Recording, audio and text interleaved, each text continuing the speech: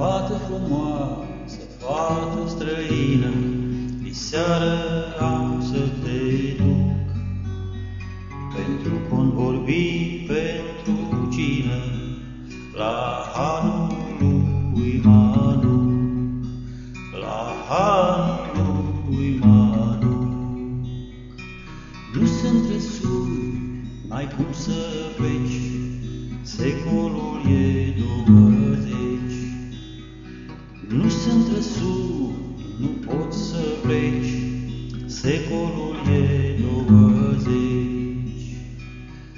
Diseară să fii pregătită, diseară am să te duc pentru o cafea turcească și-o plătită la hanul lui Manu, la hanul lui Manu.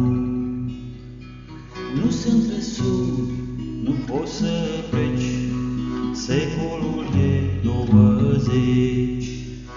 Nu sunt trăsuri, n-ai cum să pleci, secolul e 20.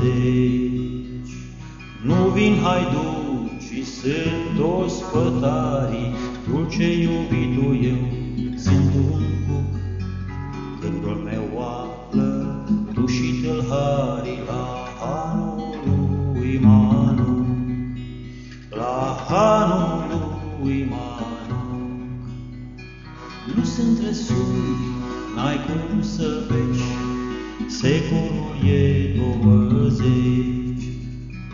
Nu sunt trăsuri, nu poți să pleci, secolul e 20.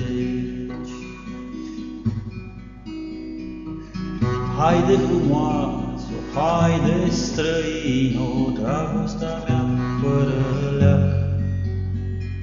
Vino cu mine, surâs și vino la hanul lui Nalbea, la hanul lui Nalbea.